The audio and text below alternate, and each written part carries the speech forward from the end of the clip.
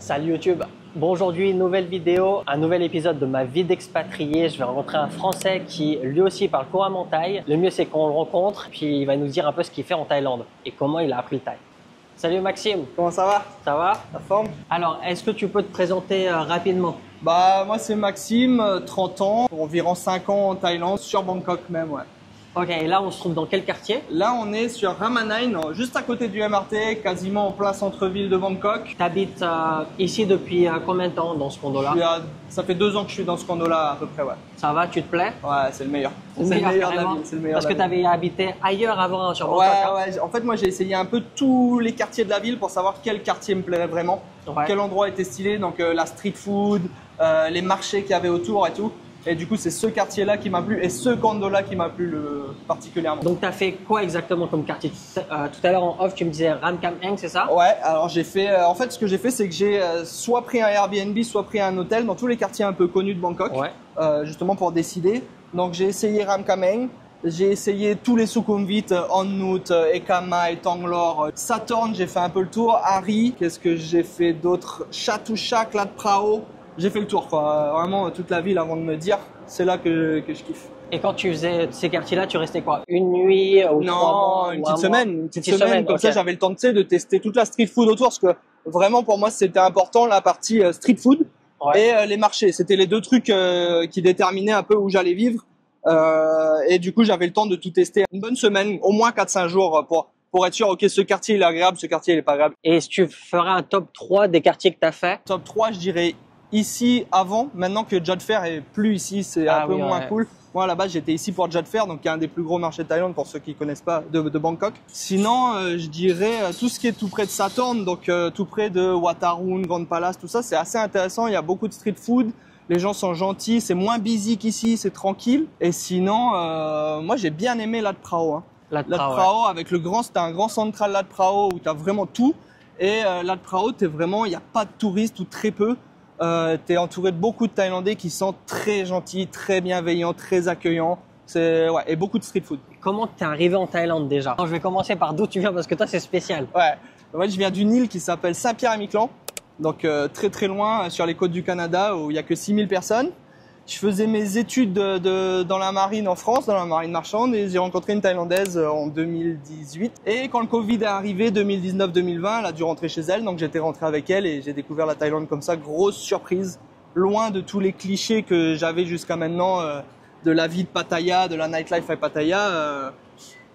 Et j'ai découvert vraiment les traditions thaï, la vie thaï en Nissan, vraiment la culture thaï, et je suis tombé amoureux, j'ai jamais voulu repartir.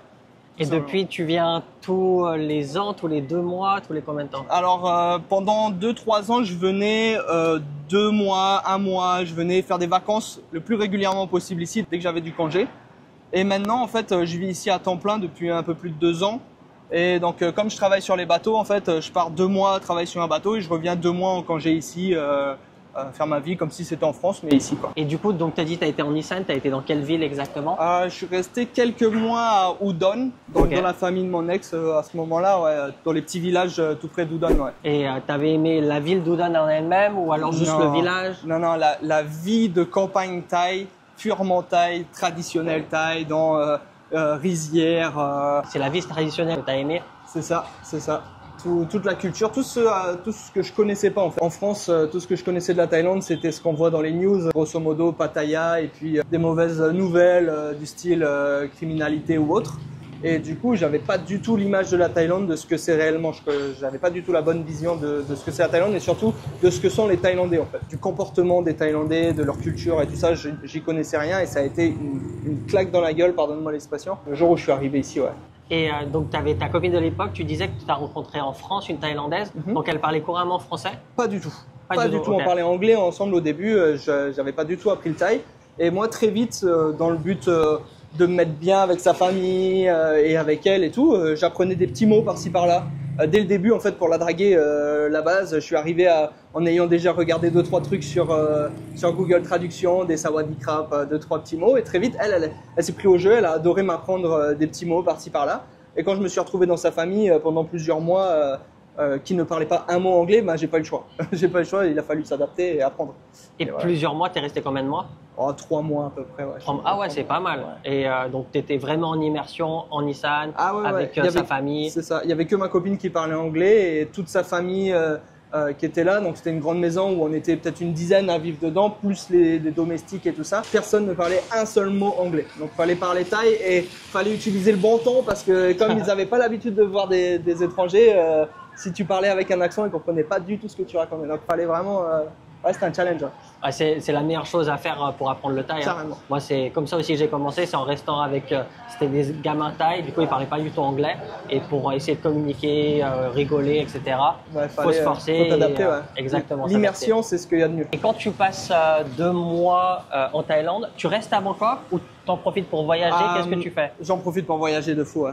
Moi, j'adore la campagne thaïlandaise et la culture thaï profonde. Donc, j'aime beaucoup aller me promener, que ce soit dans toutes les régions. Et franchement, toutes les provinces de Thaï sont belles à visiter, sont agréables. Il y a des trucs à faire. Franchement, et on n'a jamais fini d'en découvrir. On a combien des provinces thaïlandaises? On a beaucoup. 77, non? Ouais, il y en a, je sais pas combien. Donc, puis dans les provinces, il y a chaque ville aussi qui est différente. C'est infini et à chaque fois, c'est une surprise magnifique.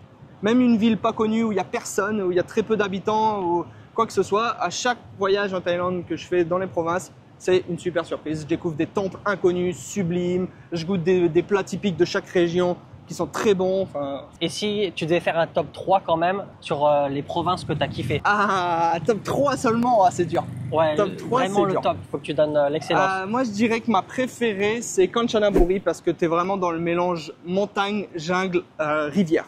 C'était entre tout. Kanchana, c'était vraiment pour moi le plus beau. Après, j'aime beaucoup aussi les montagnes aux alentours de Chiang Mai, toutes les montagnes qui vont autour. Ouais. Je trouve ça vraiment très très agréable. C'est très calme. C'est vraiment peaceful. Il se passe rien. T'as des papillons et des libellules et c'est beau et voilà quoi. Et sinon, j'ai beaucoup aimé le sud, mais le sud moins touristique comme Chumphon, Chumphon, tout on ça. en parle beaucoup d'ailleurs. Ouais, c'est vraiment pas mal. Mais donc du coup, tu as mis quand même 2 tops où c'est nature, montagne. Ouais. Donc tu préfères quand même plus la montagne Comme je suis 6 mois par an sur la mer, du coup, moi, j'ai pas ce besoin d'être à la plage ou d'être à la mer parce que je passe 6 mois par an sur un bateau qui est dans la mer et à visiter des endroits du style l'Indonésie, l'Australie, tout ça où on passe énormément de temps sur des plages magnifiques. Pour les passagers, donc j'ai pas ce besoin d'être à la mer. J'ai plus ce besoin d'être à la montagne et à la rivière. Ouais. Ok, je vois. Et comme tu voyages beaucoup, est-ce que tu passes quand même la majorité de ton temps à Bangkok ou tu es toujours à droite, à gauche? La majorité de mon temps à Bangkok. Sur 2 mois de vacances, j'en passe facilement 1 sur Bangkok parce que Bangkok c'est particulier. Il y a une magie dans la ville qu'on ne retrouve pas ailleurs, même si j'adore la montagne, tout ça. Dans cette ville, il y a tellement de trucs à faire, il y a des activités à faire partout, on rencontre énormément de gens très facilement. Et ouais, j'adore Bangkok, donc je passe le plus clair de mon temps ici, mais je te dirais 1 semaine sur 2, je voyage, ouais. Et ça fait combien de temps que tu habites à ce condo-là? Ce condo-là, j'y suis depuis quasiment 2 ans là. Ouais, 2 ans, ouais, ok. Je suis sur la fin de la 2e année sur ce condo-là, ouais. Ça va, ça te plaît? Ah ouais, il est génial ce condo. Tu peux nous faire visiter alors ton condo? Pourquoi il est aussi bien? Bien sûr. Alors juste, il y a un problème, c'est que depuis le tremblement de terre, il y a les meilleures parties du condo, donc piscine, tout ça, la plus belle piscine et salle de sport, salle de boxe taille, tout ça, qui sont fermées pour rénovation et qui réouvriront dans 3 mois environ. Donc là, ouais, tu pourras pas voir. Ça a duré longtemps. Ouais, le tremblement de terre, c'était en début d'année, non? Ouais, du coup, ouais, ça leur a pris longtemps de tout refaire parce qu'en fait, ils font les travaux, mais ils attendent les inspecteurs qui viennent et qui disent OK, c'est bon. Donc du coup, tant que les inspecteurs sont pas venus et ont pas dit OK, c'est bon, eh ben nous on peut pas accéder là-bas, on peut pas accéder à ces endroits-là encore. Donc là, vous aurez pas les meilleures parties, c'est dommage. Donc là, tu as plein de food trucks, c'est tous les jours, c'est comment? C'est tous les week-ends, il y a 5 food trucks ici, 6 food trucks et 6 autres sur le parking juste à côté.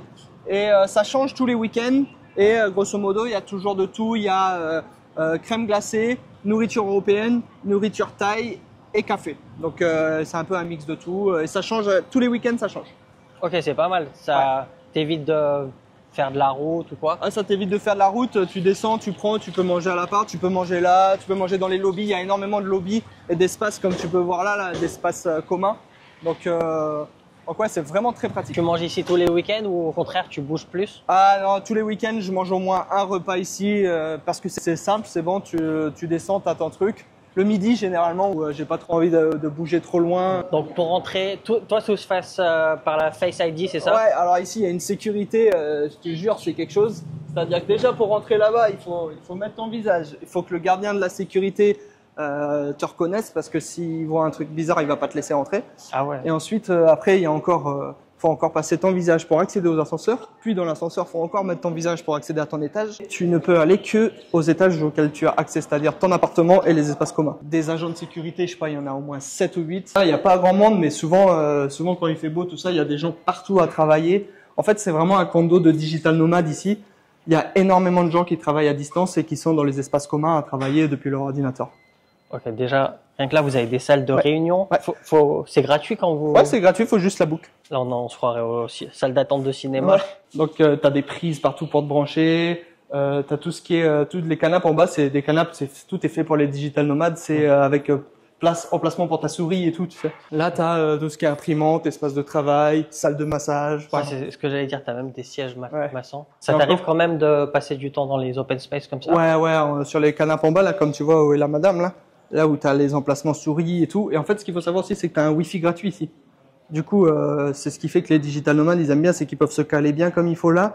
En plus, ils ont le Wi-Fi gratuit, ils peuvent travailler d'ici sans problème. Donc là, vous avez quand même un endroit pour faire votre laverie, c'est ça?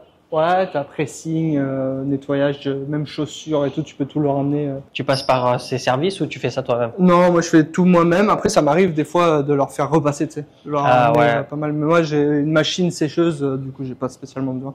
C'est la tienne ou c'est au condo que okay. Ouais. Tout est équipé dans le condo que je joue. Vous allez voir, c'est tout appartient au condo, quasiment rien à moi. Ça veut dire comme il y a des Face ID partout, à chaque fois que tu invites quelqu'un, il faut que tu descendes aller le chercher. Exactement. Parce que même pour descendre, il peut pas descendre. Ah, il peut pas descendre. Il faut que moi je vienne descendre avec pour lui ouvrir. Tu peux pas sortir. Là, la sécurité, c'est tout much. Tu sais, il devrait faire l'inverse, tu puisses pas rentrer, mais si tu veux sortir, Il faut pas avoir la flemme. Ouais, c'est clair. Donc là, tu vois, il y aura du plastique partout. Parce que c'est tout en rénovation. En fait, la rénovation, elle est finie. Ah ouais, putain. Mais comme je te disais, il faut attendre que les inspecteurs disent OK, c'est bon. Voilà. Là, ça fait un mois que c'est fini déjà. Mais... C'est long de ouf. Ouais. Et est-ce que tu sais si tout a été remboursé par l'assurance du condo ou ton propriétaire a dû payer quelque chose? Non, ça a tout été pris par les assurances du condo. Tout ce qui était dommage à l'intérieur des appartes, c'était pris par les assurances personnelles. Moi, mon appart, il avait pas de dommages. Ouais. J'ai un collègue, il avait beaucoup de dommages, mais comme il avait une assurance personnelle, et ben l'assurance à tout prix, ils ont rien payé. Ok, cool, c'est bon, c'est bon d'avoir ce genre de retour d'expérience. Et ça a vraiment pas pris longtemps. Surtout, mon collègue, en quelques semaines, ils étaient venus refaire tout. C'était que du plâtre et des moulures et tout. Ils étaient déjà revenus tout retaper en quelques semaines, ouais. T'étais pas là pendant le tremblement de terre alors? Non, je suis arrivé 3 jours après. Ah, t'as eu de la chance. Ouais, j'avais peur que l'appart soit bien détruit, mais il avait rien du tout. Donc ça y est, on est chez toi. Putain, c'est stylé. C'est pas mal, hein? C'est à toi le GoPro. Ouais, c'est à moi le son GoPro SSJ3. Ah ouais, franchement, il est vraiment stylé. Il est incroyable, hein? Donc, du coup, cet appartement-là, il y a combien de mètres carrés? Alors, 36 exactement. 36. Ouais. Tu nous fais faire un petit tour rapide. Allez. Petite cuisine, simple et efficace, mais avec une petite vue. C'est pour ça que je l'ai prise, pour avoir une fenêtre... parce que la plupart des condos de ce building n'ont pas la fenêtre, la cuisine s'arrêterait ici. Ouais. Mais celle-là, le fait d'avoir la fenêtre, quand tu cuisines, moi je cuisine beaucoup, ça permet d'ouvrir avec les odeurs à son œil, tu fermes les baies vitrées et tu ouvres la fenêtre et hop. Ah, tu cuisines beaucoup en Thaïlande? Ouais. Ok, tu fais quoi? De nourriture française, européenne? Tout. Même taille, tu fais... Ah ouais. Pas tout, je suis pas capable de tout faire en cuisine thaï, mais j'apprends et puis c'est assez facile avec... tu sais, les sachets Blue Elephant et tout, où t'as tous les mix de par exemple, le curry, t'as juste à mettre ça avec du lait de coco. C'est ça, tu suis la recette et tu fais, en fait, c'est très bon. Hein. Donc, j'apprends comme ça, et puis mes collègues taille, ils testent et ils me disent, non, ça, il manque un piment là-dedans, et après, voilà. Ah, est-ce que tu manges pimenté? Très peu. Très peu. J'essaye. Genre, si tu prends un somtam, tu mets combien de piments? Un. Ah ouais, vraiment très peu, ok. Un piment en Nissan, un à Bangkok, peut-être 2. Ok, 2. Ok. Continue. Donc là, c'est ton bureau de travail, on dirait. Ça, c'est salle à manger, bureau, on fait tout ce qu'on veut. Le truc, c'est que moi, je mange très peu là.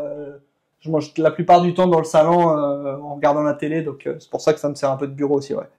Et ça, c'est quoi? C'est pour faire des lives TikTok? Parce que je vous ai pas dit, mais c'est comme ça que je l'ai rencontré. En fait, il fait des lives TikTok. Enfin, Ouais, non, tu fais des vidéos TikTok à la base et tu t'es mis en live, c'est ça? Ouais, c'est ma manière d'apprendre à parler thaï. En fait, c'est pas... Alors, c'est déjà bien de parler thaï, d'être entouré de Thaïlandais, de parler avec eux toute la journée. Mais le fait de faire des TikTok, ça me fait rechercher des mots que j'utiliserai pas dans la vie de tous les jours. Parce que mes collègues, mes potes, ils me comprennent. J'ai pas besoin spécialement d'apprendre des nouveaux mots pour qu'ils comprennent ce que j'ai envie de leur dire. Par contre, les étrangers sur TikTok, ils sont pas habitués à mon accent, à ma façon de parler ou autre. Donc, ils vont m'apprendre des nouveaux mots. Et puis, ça me permet aussi de pratiquer la lecture. Ouais, le fait de faire un live TikTok, ça me fait lire. Moi, je suis déjà allé dans ces live TikTok, c'est que des thaïs, hein, et c'est tout écrit en thaï. Et j'étais étonné qu'ils lisent aussi rapidement, aussi bien. Je lis grâce à TikTok. Okay, c'est vraiment ça. En fait, avant ça, j'avais appris l'alphabet par moi-même, mais je l'avais pas pratiqué. De temps en temps, je lisais un panneau sur la route ou un menu au restaurant. Mais je mettais 10 minutes à lire le titre et en fait en me lançant sur TikTok, j'ai pas eu le choix. Ça va vite, les commentaires. Ça va vite, il y a les commentaires, faut enchaîner. Du coup, j'ai appris comme ça. On continue, donc là c'est ton canapé, ton Super Goku SSJ3. Moi je suis choqué. Hein. Ouais, il est bien. Hein. Je t'enverrai la ref si tu veux. Ouais, tu l'as acheté où? Sur internet. Il vient de Samut Prakan, donc juste à côté en plus. Et ça coûte cher, ça coûte combien? Oh, presque 300 € je crois. Putain, c'est extrêmement cher. T'as même un truc pour apprendre à écrire l'alphabet. En fait, ouais, comme je pratique la plupart du temps sur clavier, exactement. Et des fois, je me force à le faire à la main aussi pour pas oublier, parce que sur clavier, c'est facile, tu la reconnais. Mais ça veut pas dire que tu es capable de l'écrire. Exactement. Et en fait, là, récemment, je faisais plein de papiers avec l'administration, du style permis de conduire, tout ça. Et il faut écrire des fois. Il y a des tests écrits. Il faut écrire, et si tu peux pas écrire alors que tu connais les lettres, mais si tu peux pas les écrire, c'est un gros problème pour avoir les papiers. C'est ça. Il faut pratiquer parce que moi, à un moment, je savais écrire à manuscrit. J'ai pas pratiqué pendant des années. J'étais bloqué quand j'avais une feuille blanche et un stylo. Et j'ai dû faire parce que j'ai repris le lycée pour passer le bac en thaïlandais.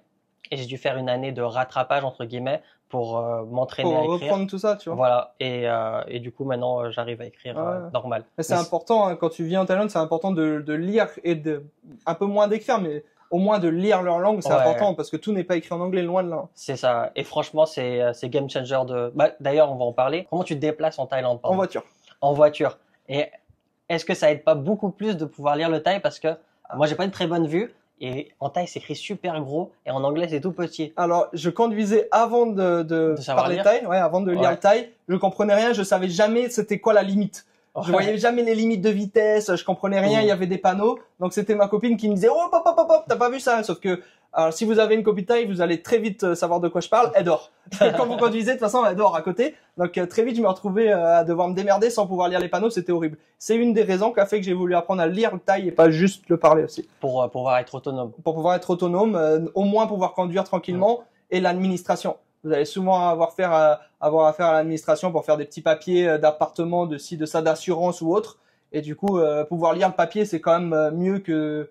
Et ça évite de se faire avoir aussi. Ouais. Qu'est-ce que tu penses de la conduite à Bangkok en voiture? C'est une horreur. C'est une horreur. Après, moi, j'ai appris à conduire à Marseille. Ouais. Du coup, ça va, tu vois. C'est pas, ça va, c'est pas trop différent. C'est pas trop différent, mais ouais, il y a clairement le Thaïlandais dans sa vie de tous les jours et le Thaïlandais sur la route. C'est deux personnes distinctes. C'est plus du tout la même chose. Ouais. Genre, c'est ce qu'on disait tout à l'heure en off. C'est les Thaïlandais dehors dans la vie de tous les jours, ils sont vachement civilisés. Vous allez sur la route, il n'y a plus aucun respect. Hein.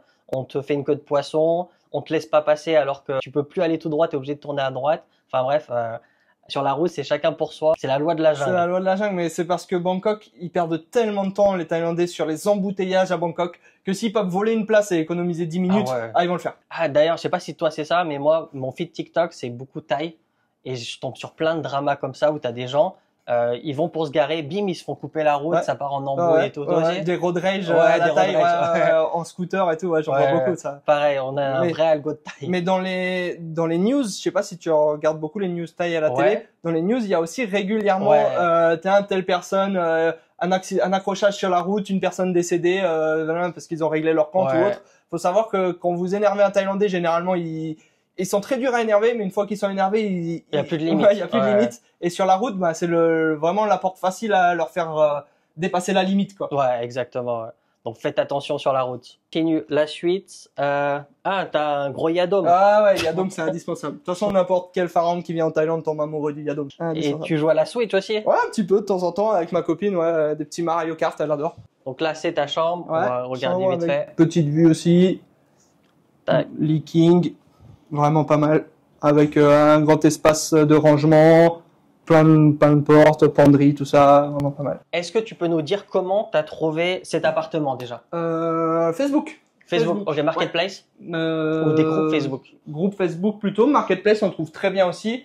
Moi je savais que je voulais ce condo, donc j'ai cherché tous les groupes qui recensaient des apparts dans ce condo et j'en ai visité plein et j'ai pris celui qui me plaisait le plus. Et comment tu as su que tu voulais ce condo? C'est que tu connaissais déjà des gens qui habitaient là ou juste tu l'as vu, tu t'es dit il a l'air bien? Je l'ai vu sur internet, je me suis dit, en fait j'aimais déjà ce quartier, j'étais déjà sur Waikwang et tout ça juste à côté et je me disais vas-y, ce quartier j'aime bien. J'ai regardé un peu c'était quoi les meilleurs condos du quartier, donc il y a ici Life Asso Kramanan, il y a Ashton et il y a 195, c'est un peu les trois gros. Il y a Ideo qui est pas trop mal en face aussi. Et là, le problème c'est que Ideo il y avait rien de libre à ce moment-là, 195 il y avait rien qui m'a botté et Ashton c'était super cher pour ce que c'était. C'était combien? C'était minimum à 30 000 pour un studio. Ou vraiment une petite chambre à côté et pas de confort, un petit canapé pas agréable. Du coup, pour le même prix, j'avais plutôt ça ici et la même qualité, si ce n'est mieux, d'espace commun en fait. Parce que les piscines, tout ça ici, elles sont vraiment incroyables. Salle de sport, salle de boxe et tout sont vraiment très très bien, franchement. Ouais. Et combien tu payes la location ici? Ici, je paye 25 000 bahts par mois. Alors, faut savoir que là, si ce condo maintenant est plus cher que ça. C'est-à-dire que moi, quand je l'ai pris il y a 2 ans, il était à 25 000 et on s'est arrangé avec le proprio pour ne pas changer le prix. Si je reste ici 3, 4, 5 ans, il changera pas le prix. C'était notre accord dès le début. Maintenant, ce condo, il est facilement 30 000. Ah ouais, putain, ça a parce que vachement pris. sur les marketplaces et sur les groupes, je vois passer des condos beaucoup plus petits, moins bien que ça, à 25 000. Donc là, 30 000, celui-là, il part. Ok, on continue la visite. Là, tu as salle de bain communicante sur la chambre. Ah, communicante sur la chambre, carrément. Attends, je vais te faire de la place. Là. Ah, c'est juste là, ouais. Ouais. Putain. Petite porte ici. J'allais dire, c'est bien si tu as des invités, mais en vrai, sur le canapé, peut-être en fin de soirée, peut-être ils dorment ici.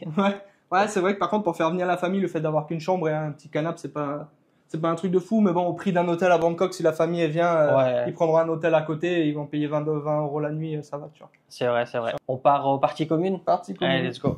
Du coup, normalement, les parties communes les plus intéressantes, elles sont juste au-dessus. Là, ici, on est au 37e étage. Et les parties communes les plus belles sont au 45, donc juste au-dessus de ce bâtiment.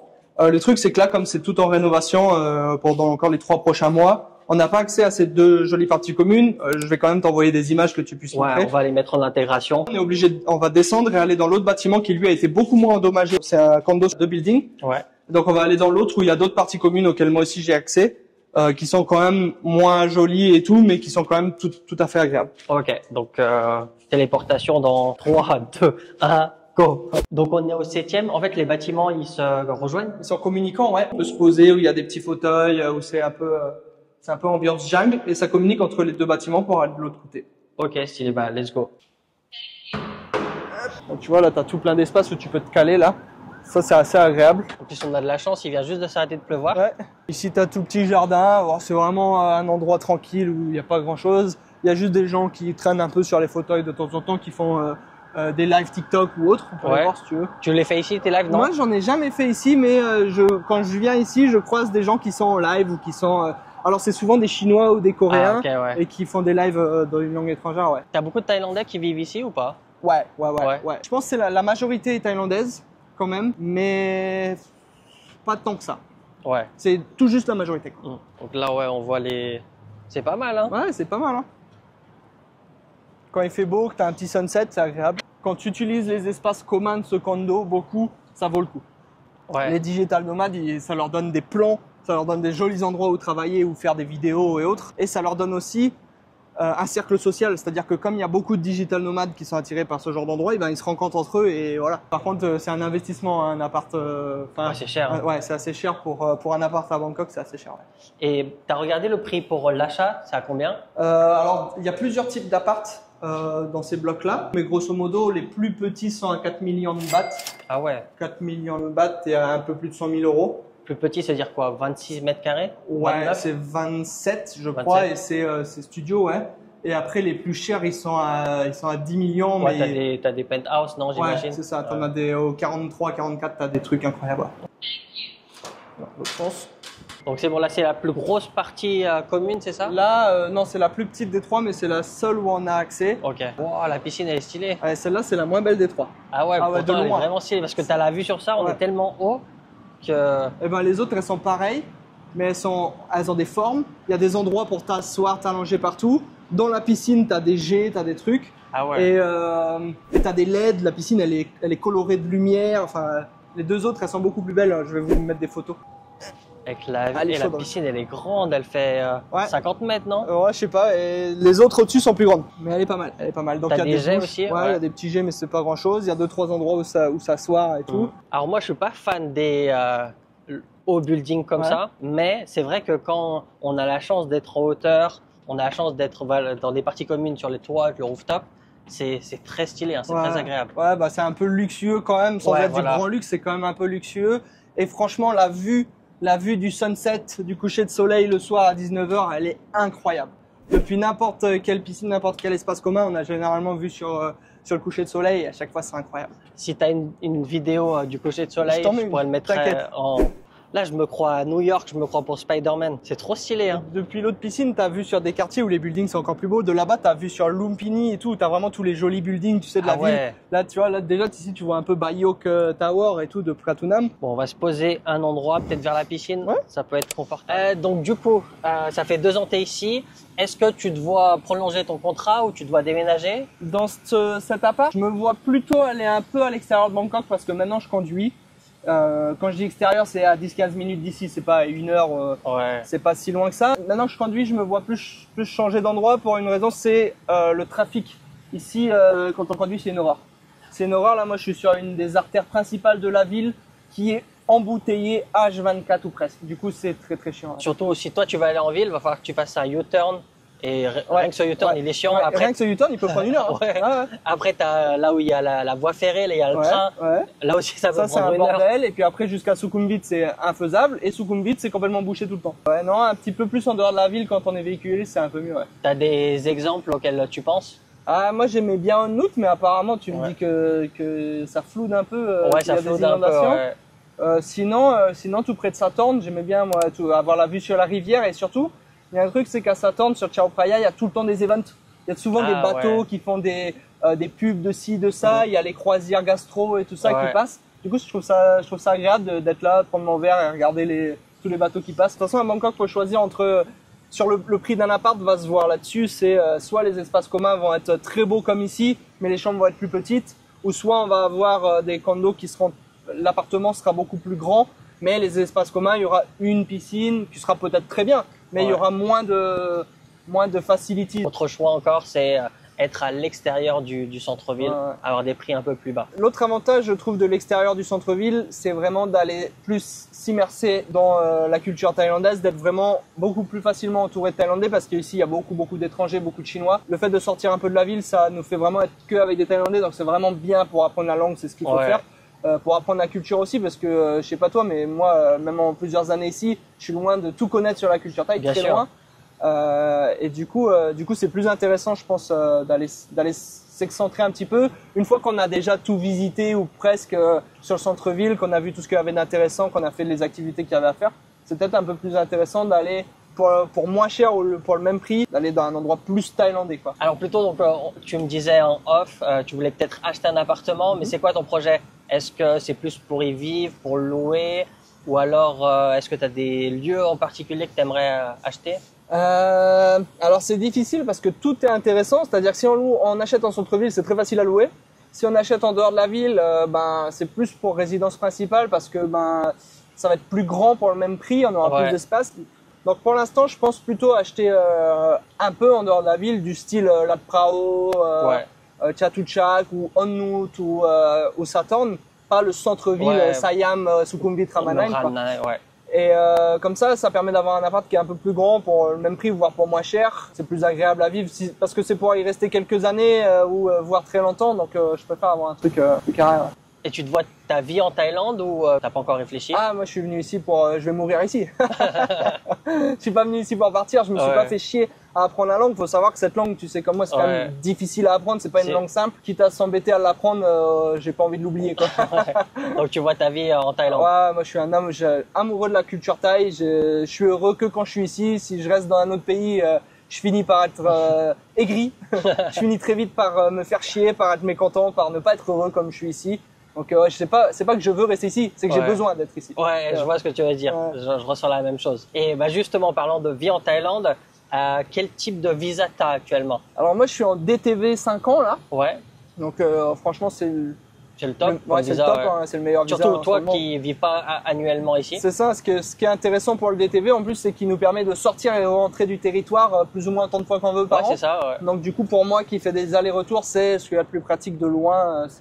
Comme tu viens ici de temps en temps, est-ce que tu as une assurance internationale peut-être ou peut-être dû à ton travail? Bah justement, j'ai la chance parce que faut savoir que les mutuelles en Thaïlande, si vous travaillez pas en Thaïlande, les mutuelles privées que vous allez prendre, c'est du 200-300 € par mois. Hein. C'est très très cher. Ouais, ça dépend de ton âge et ce que tu veux aussi. Mais le fait de pas travailler en Thaïlande, d'être en visa touriste ou autre, DTV c'est considéré comme un visa touriste. Donc moi ce que j'avais avant c'était très très cher.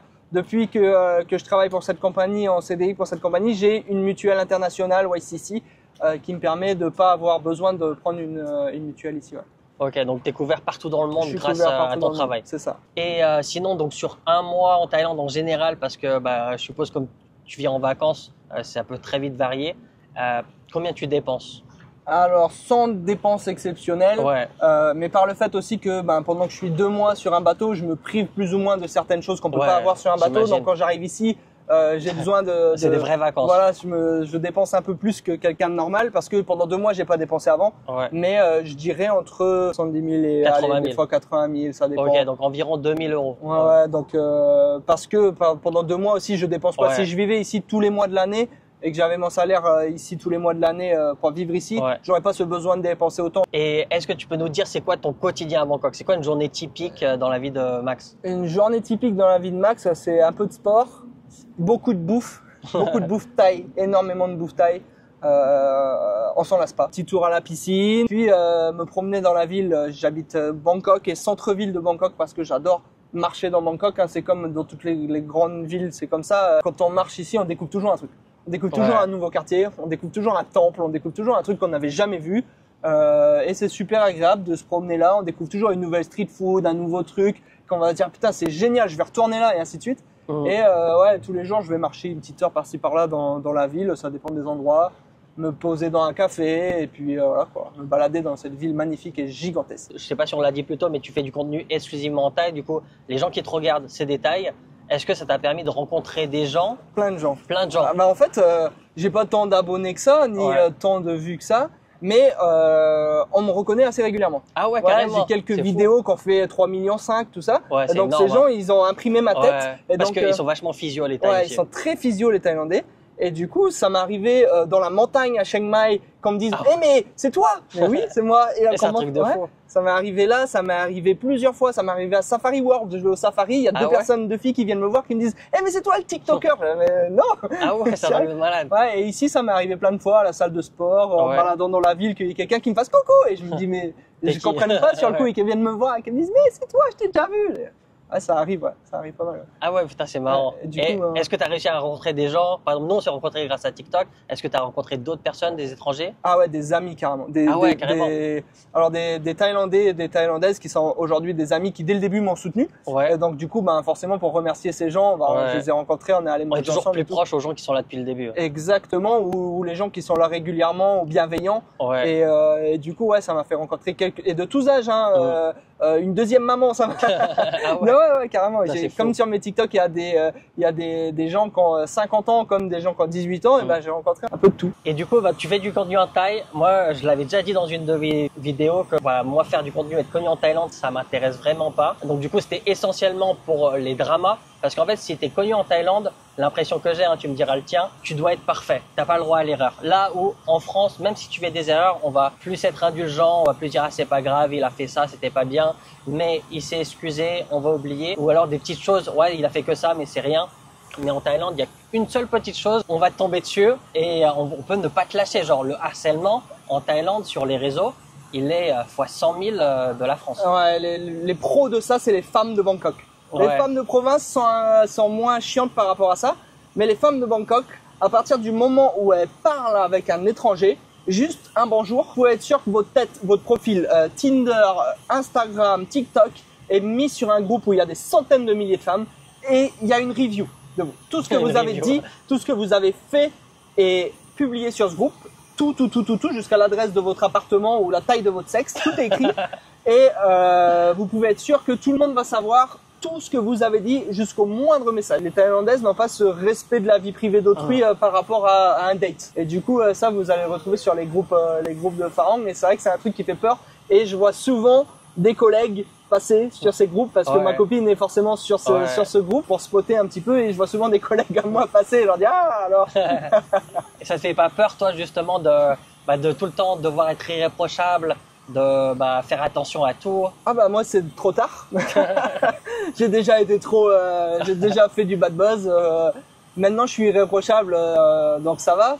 Donc ça s'est bien calmé, mais je me suis plus ou moins battu avec ça pendant un bon moment. Puis ça s'est arrangé, plus de problème. Mais pour des trucs qui étaient pas forcément graves pour nous, pour des Français, des trucs du simple dating classique sans faire de trucs bizarres ou de trucs dangereux ou quoi que ce soit. Ouais, c'est ça. Mais en fait, c'est ça.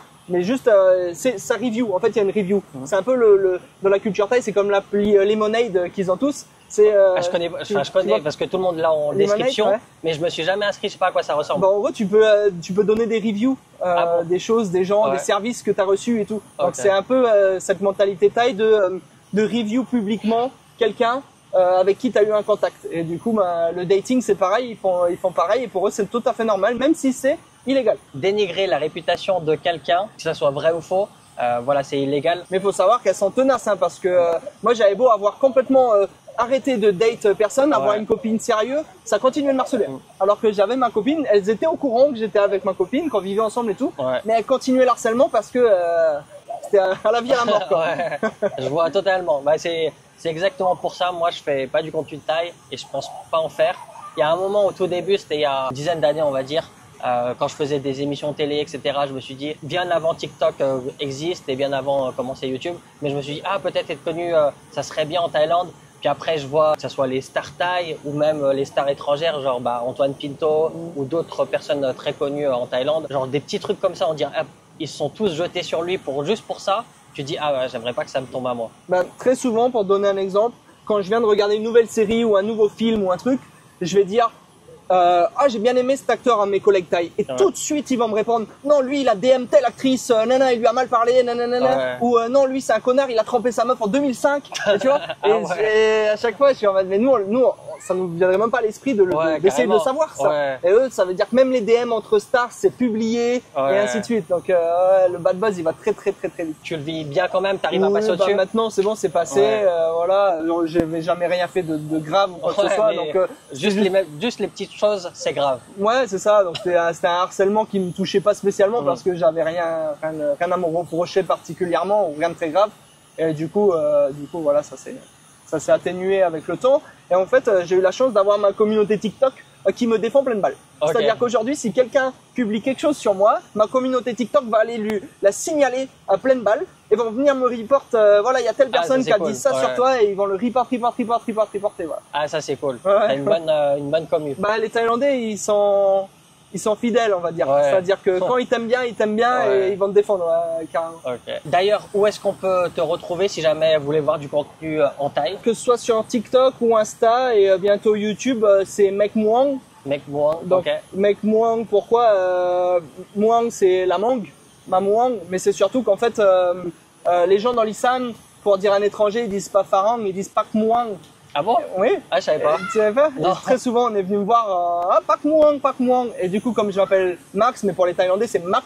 Ça veut pas dire le X. Mak Muang, Pak Muang, ça faisait.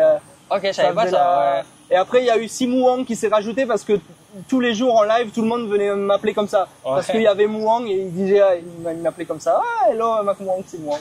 Du coup, ça s'est rajouté. Je vous mettrai tout ça dans la description parce que c'est écrit en Thaï sur TikTok, ça. Merci d'avoir participé à cette vidéo. Merci à toi. Est-ce que tu as quelque chose à rajouter pour les Français qui regardent? Pour les Français qui regardent, apprenez à parler thaï à 100% au maximum parce que ça va toujours vous servir si vous vivez ici. Et sinon, bah, kiffez bien. Hein.